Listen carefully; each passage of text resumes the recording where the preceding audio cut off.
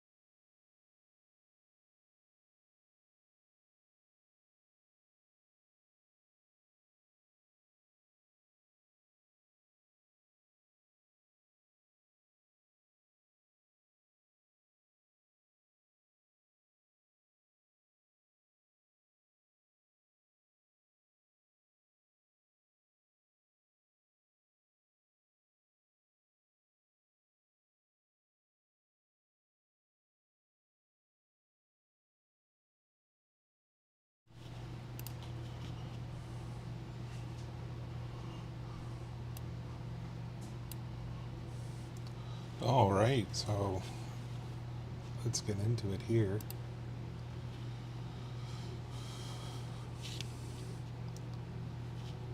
How's everyone doing? I think we got a couple of people here. We're just doing some rip and ships today. We're looking at Azurite C and the Foundation's pre-release boxes. You can join us for those on Whatnot. In terms of everything else, we're going to maybe be looking over some different lore aspects with the upcoming Innistrad set, which is really, really cool. I know that a lot of people have a lot of love for Innistrad, and that there's a lot of cool stuff going on, and it would be fun to go over and kind of remind ourselves of the different lore things that have happened since we've started visiting this plane. Oh my god, how long ago did we start? And you would like $60 cash, and then I feel like the first set was like sometime in the 2000s. But I could be wrong. It's been so long for me. 16 cash, and then the But rest is for credit. we can always take a look at different things that we have available. If you guys have any questions, we can definitely go over that kind of stuff. And we're always happy to take a look at different fun things that we can go over.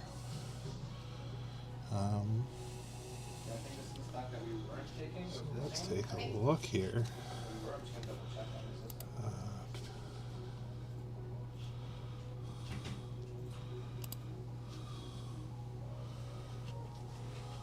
Okay. Is it possible to have 8 copies to take them home that I can? Yeah, I can give you that. Okay, awesome. That's great. So yeah, if anyone has anything they want to explore, let's go over that. If anyone has any stuff they want to rip, let's go over that. Otherwise, let's talk a little bit about what Innistrad is and the lore that we have behind it. Yeah, a lot of things that I don't know if people remember is how old Innistrad as a plane is. It was actually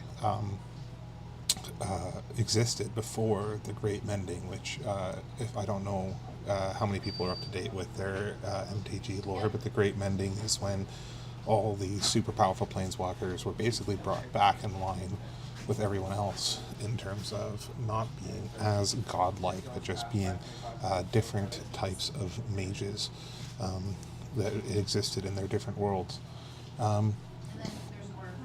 So it was like 6,000 years before the Great Mending that Innistrad was around, and this was there was like a famine sweeping the land during that time.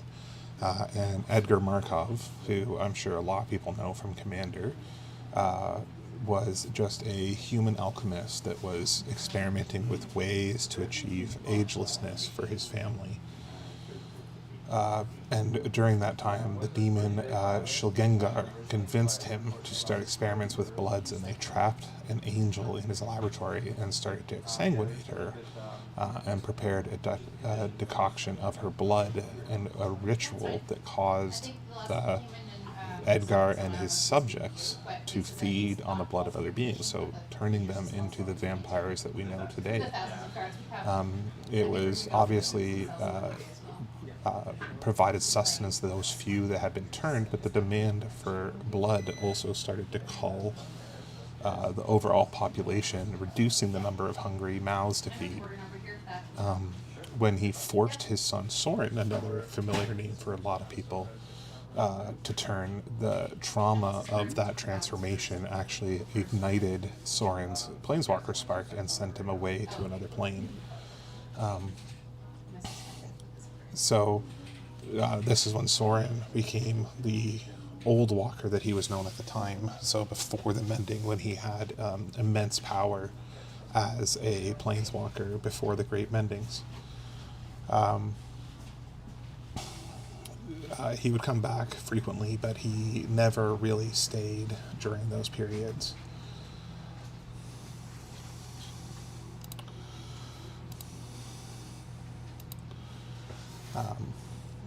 Then over the centuries, as vampires spread into human lands, he would spend more and more time away from his home world, sometimes disappearing for years at a time before returning. The vampires grew more and more disdainful and ignorant of the race that spawned them, the humans that had created them in the first place. And they began hunting them more and more boldly without taking into consideration what that could mean in the long term. So with Soren spending more and more time away, he could see the changes happening within his homeworld. As the vampires gained more and more power, humans were driven further and further back, and the suffering under Edgar Markov's legacy, like the differentiation between humans in other worlds and the humans in his world, became more and more apparent. And he knew that it was only a matter of time before the vampires wiped out their former kin. When he confronted his grandfather about this, they brushed aside, saying they had an eternity to be able to find a solution for the lack of humans. So Soren, fearing for humanity's survival and vampires beginning to cannibalize each other once humanity was gone, committed an act that forever marked him as a traitor to his race. So, borrowing from long-held beliefs about the moon and the afterlife, he forged a warrior who would hold back the vampires. He named this creation Avacyn and tasked the angel with protecting the plane in his absence. Through her, the magic of faith could create new power to fend off the darkness. At the time, he also created another countermeasure to protect Innistrad, known as the Hell Vault. So Avacyn was one half of his protection, and the Hell Vault was another. And during that, the Church of Avacyn was born from his act, worshipping Avacyn as the protector she was. And while some of the vampires understood why he did what he did, most reviled him as a traitor to their race.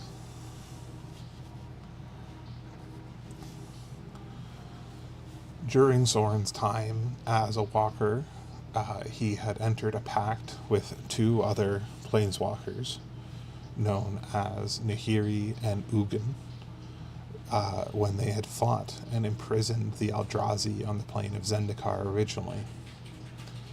Nahiri had realized that the seal they had put on the Eldrazi had begun to weaken, and had sent out the signal for Ugin and Soren to come and assist her to prevent the re-release of the Eldrazi. But no one responded, and when she came to Innistrad to seek out Soren, he explained that her signal for help had likely been absorbed by the Hell Vault, but displayed no remorse for this oversight. When Nahiri confronted him about the gravity of this mistake, about how this could impact the multiverse, Soren became offended and angrily reminded her of who had brought her into become a planeswalker in the first place, and advised her to go and pester Ugin if she had any reservations about how things were being handled. Instead, Nahiri saw this as a betrayal of their bond and their oath and chose to physically threaten Soren. This resulted in Avacyn's intervention as she saw the threat that Nahiri posed to Innistrad. Avacyn and Nahiri clashed until Soren was able to intervene and banish Nahiri into the Hell Vault.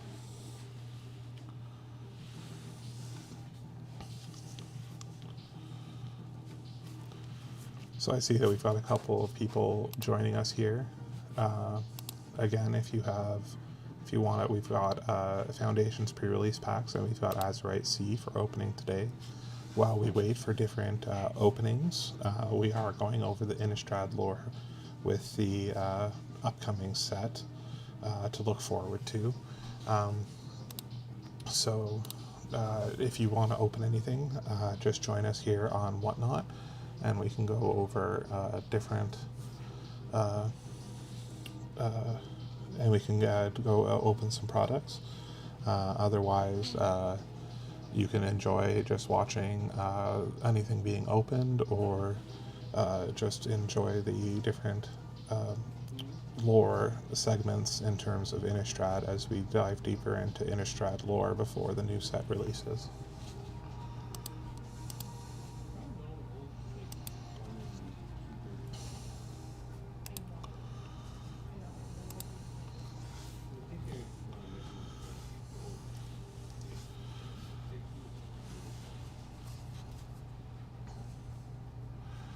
So obviously with Nahiri gone, there was much more at stake. And this would eventually culminate into something else, but we're now at the story of where our original story took place, which is right before when the demon Grizzleband came to the Hell Vault and defiantly challenged Avacyn to combat. The two battled for days, out of view of all but Avacyn's host, the Lunarch, Machias, and his trusted bishops.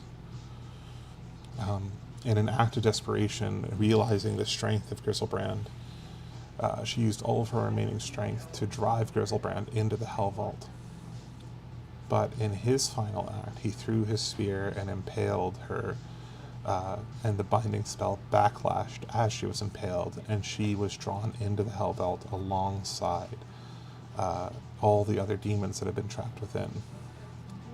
Her disappearance endangered the humans of Innistrad and shattered the carefully constructed balance between humanity and the creatures of the night. This is when we got into what Innistrad was before. When we first visited it was before the release of Avacyn, when she had been imprisoned alongside Grizzlebrand. Obviously, during their time there, Liliana Vess came to the plane, and Liliana, wanting to destroy Grizzlebrand as one of the demons that had trapped her in her pact that would eventually cost her soul, threatened Thalia, the guardian of the Hell Vault, into either destroying the Hell Vault or the loss of all of her soldiers. This resulted in the release of both the demons and Avacyn, restoring mankind's defense against the darkness, but also releasing more darkness alongside it.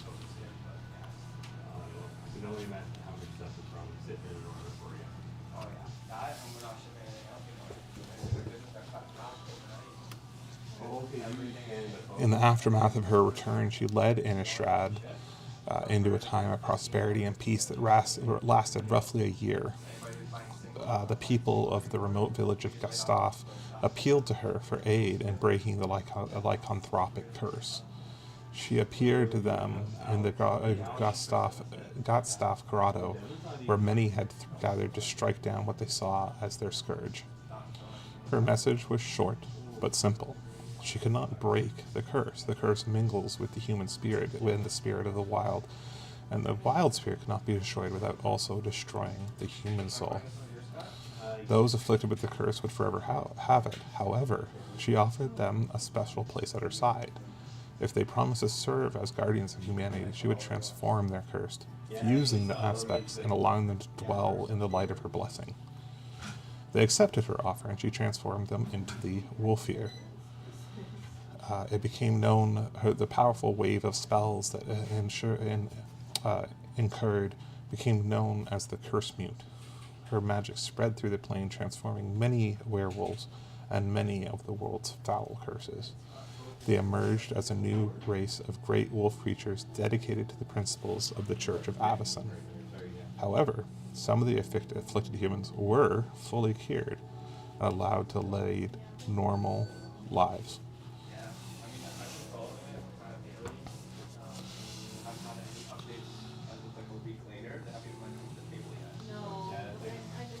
Another aspect that obviously happened when the Hell Vault was broken was the fact that Nahiri was released. And when Nahiri went back to her home plane, that is when she realized that the Eldrazi had been freed on Zendikar. Continents had been laid to waste, and her allies seemingly had forsaken her. Enraged, she swore vengeance against Sorin for his non-committance to the pact, and vowed to make sure that Innistrad would bleed in the same way Zendikar had. She attacked Markov Manor, destroying it with lithomancy and imprisoning its vampires in a state of perpetual agony within its walls. While active on Innistrad, people turned to worship her, some, ironically, believing her to be an ancient vampire. She created cryptoliths across Innistrad, using them to channel Innistrad's leyline energy to summon Emrakul, the greatest of the Eldrazi, to lay waste to Innistrad, as the Eldrazi had originally laid waste to Zendikar before it.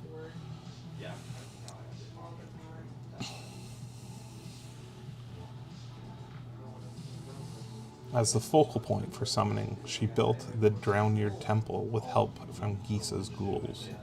These cryptoliths also caused multiple angels who were easily affected by this redirection of mana, as they were made of raw mana themselves. This madness spread, including Avacyn, who was attacked by a spell near the end of the Year of Peace's Harvest Moon that filled her head with thoughts that humankind had become corrupted. This, along with seeing a mother possessed by rage punish the child she had just found for her, caused the angel to feel a new sense of disgust towards humans, which only grew with the madness and corruption brought on by the cryptoliths. This eventually culminated in thoughts of disgust becoming dominant in her mind and causing Avacyn to abandon humanity and become an advocate of their genocide. It saw her and multiple other insane angels begin to kill the people of Innistrad. Along with Avacyn's corruption and abandoning of humanity, caused the Curse Mute to break and turn uncured Wolfir back into normal werewolves, many of whom tragically slaughtered their families. Upon his return to his plane, Sorin found Markov Manor in ruins, twisted into impossible shapes, its inhabitants embedded in the masonry. Nahiri had left this declaration in stone as a warning of her vengeance. Realizing that his past had come to haunt him, he hoped to gather the aid of other vampires to combat the threat to Innistrad. A difficult task because he was shunned by his kind. His search brought him to the remote estate of the powerful Olivia Voldaren to entreat her aid in calling the Bloodline. To secure the help of other vampires in battling Nahiri and reclaiming Markov Manor, Sorin reluctantly agrees to destroy Avacyn. He was just in time to save Jace Beleren and Tamio from being overcome by Avacyn in the Thraben Cathedral. However, when he saw Avacyn was intent on their destruction, he offered to let her kill them before they had their talk. Upon speaking with his creation, He saw the depths of her madness, and now Nihiri had turned his most precious creation against him. And despite the deal Soren had made with Olivia Voldaren, he initially tried to reason with his angel to take her down to the cathedral cellar, where he could cleanse her mind of madness. Avacyn, in a moment of lucidity, blamed him for what had happened, for having her made her weak and corruptible, so she could be turned against the innocent. She condemned him as Innistrad's greatest evil, believing that he, her creator, was responsible for everything that she could, and therefore was responsible for her madness. They fought a battle that nearly tore the cathedral apart, and in the end, Soren overpowered Avacyn, draining her blood and slamming her body through the chapel floor all the way down to the cellar. There, he once again pleaded, offering to make her anew and cleanse her mind. But whether due to her madness or a revelation about her nature, Avacyn refused, stating, "If I am not the daughter you want, then we must battle again and again forever. For I will never yield. I am no monster's instrument. I will not be altered by the likes of you." And so, 1,000 years after creating Avacyn to maintain the balance between humans and the supernatural, he was forced to unmake his corrupted guardian in the same spot where she was born. Head bowed with anguished regret, he looked away as he dissipated his progeny into an ashen cloud. With Avacyn's destruction, the last of Soren's magical protections woven onto Innistrad was broken. With Avacyn gone, Jace tried to speak with Soren about why he had destroyed her. But as Jace spoke, Soren realized what Nihiri had been doing, and that he had played right into her plan. Promptly, Emrakul arrived on Innistrad.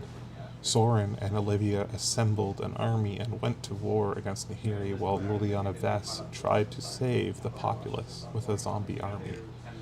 Soren and Nihiri battled in Markov Manor, where he was bested by the Lithomancer and encased in stone. Nihiri planeswalked away, leaving Soren to watch Emrakul devastate Innistrad. Olivia Voldaren then taunted Soren by proclaiming herself the new Lord of Innistrad. She relieved him of his sword, leaving him to his fate. In the end, the Archangel Sigarda took control over the uncorrupted angels who stand watch over humanity, while Emrakul was banished into Innistrad's silver moon. The years of upheaval when Avacyn perished were later collectively dubbed the Travails. In the years following, the Church's power waned and humanity moved towards other faiths.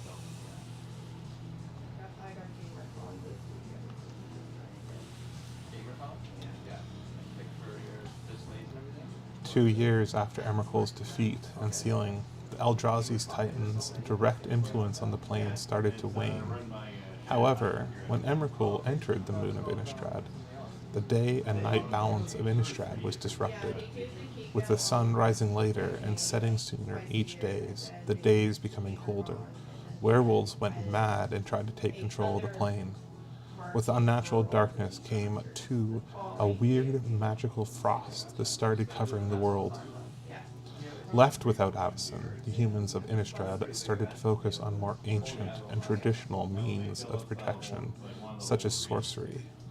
Fearing the eternal night, the citizens turned to the hope of the Harvesttide Festival and a ritual with warlocks of the Dawnheart Coven to restore the balance. During that period, the fallen angel Liesa was resurrected, amassing a new flock. Well, I know Simon Nebula did a pop culture, and he took up both sides. Both Or maybe it's sides. pop culture that it might have been Simon's. Yeah. And I remember there was only the one time there was just two halls, Yeah. two spots taken up. Yeah, and usually. However, the ritual was disrupted, first by werewolves and then by Olivia Voldaren. The eternal night commenced, plunging all of humankind into despair. In the dark, the vampires of Stensia started to collect daily blood tithes from the humans. To cement her victory, she sought to take control over the human bloodlines, and thus be able to overtake Innistrad. Furthermore, she captured Sigarda and planned to utilize an ancient artifact, the Moon's Silver Key, combined with the Archangel's blood to take control over the angelic flights remaining.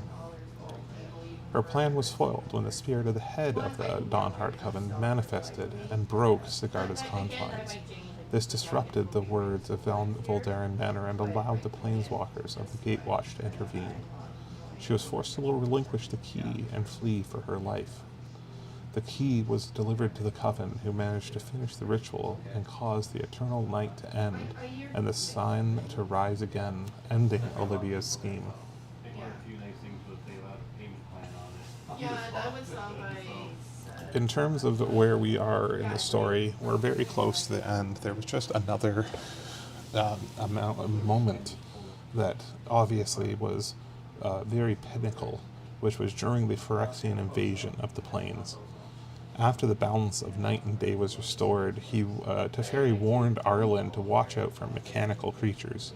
She and Sorin worked together to protect Innistrad, preparing it for a possible Phyrexian invasion. Eventually, Innistrad was invaded by New Phyrexia.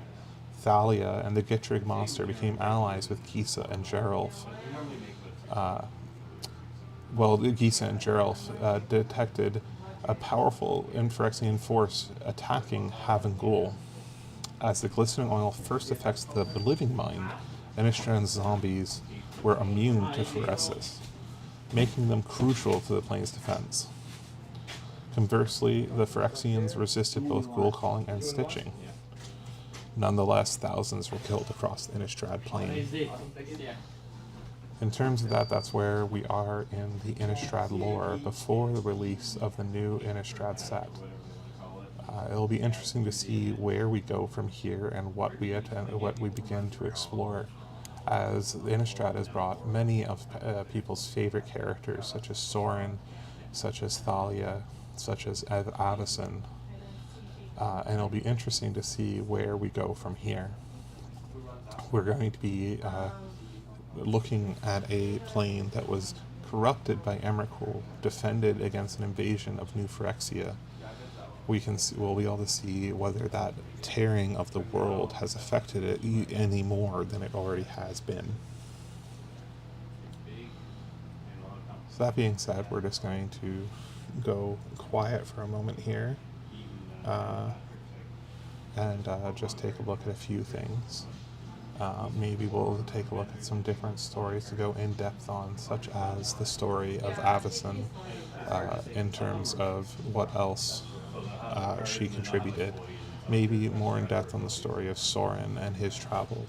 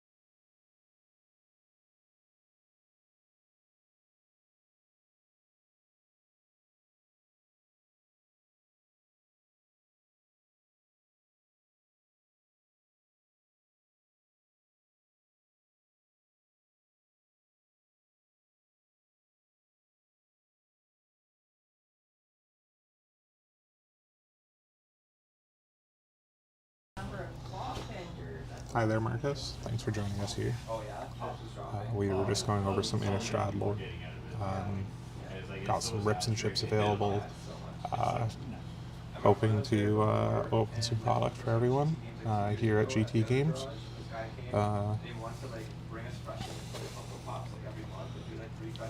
Let's get that a little more off to the side here. Yeah,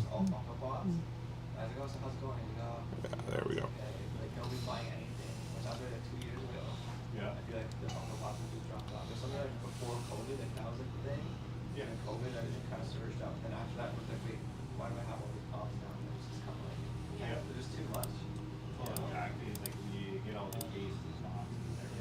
Yeah, we got Azurite C and Foundations pre-release packs available. Unfortunately, Surging Sparks and Foundations booster packs themselves were completely sold out of. So it's going to be an interesting time.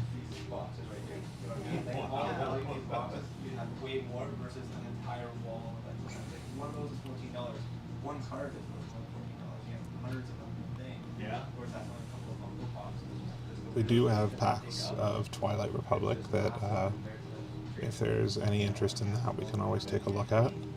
I know from my like one of the vendors there, he got out of the box and just went straight to he was trading Pokemon or Pokemon cards Yeah. and stuff.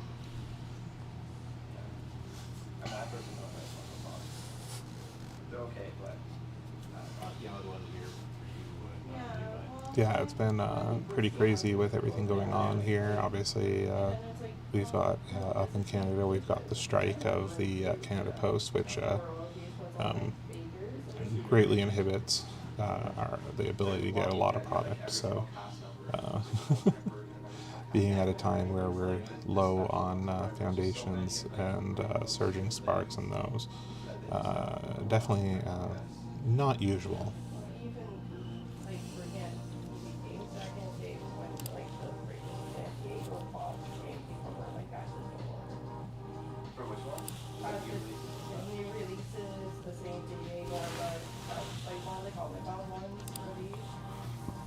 Just they get them and then people are like, oh, and we had to like put rules on it. Yeah, it is. I don't know whether it's happened up here yet, but I know GameStop down in the States is starting to do cards now. They're doing things and all that for creating. So I get released, I'm like, oh, okay, that's interesting. More competition for some of the guys. Yeah.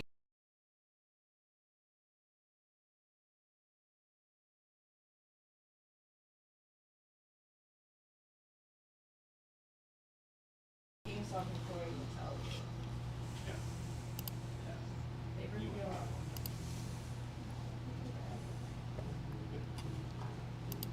But yeah. It is.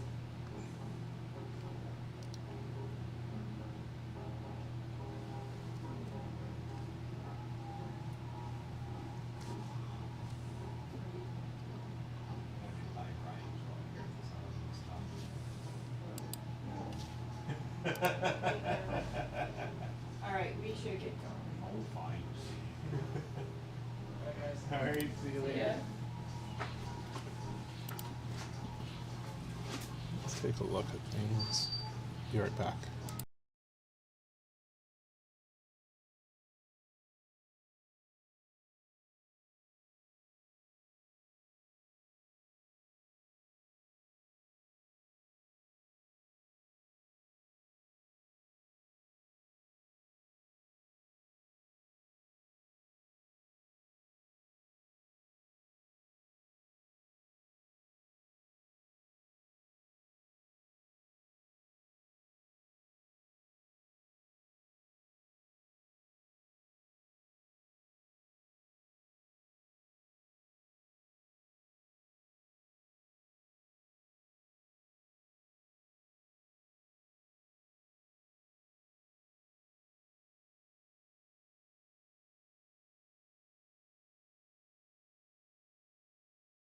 All right, well, looks like there's not a ton of interest in Azure Skies and Foundation, so we're just gonna put those back on the online shop. If anyone wants to join us, you can always go to gtgames.ca and make purchases there for any of our sealed product, our video games, or any retro gaming as well.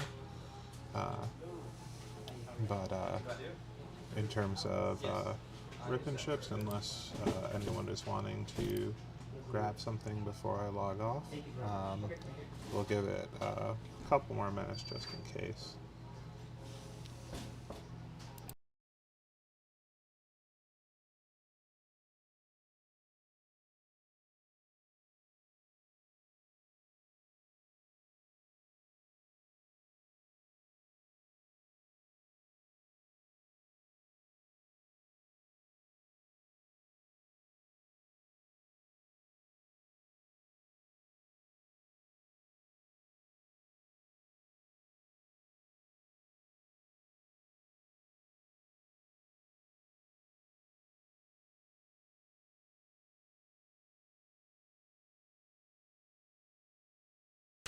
With that being said, I hope everyone has a wonderful week, and we'll be back next week with some more lore, and hopefully some more rip and ships for everyone to enjoy. See you guys.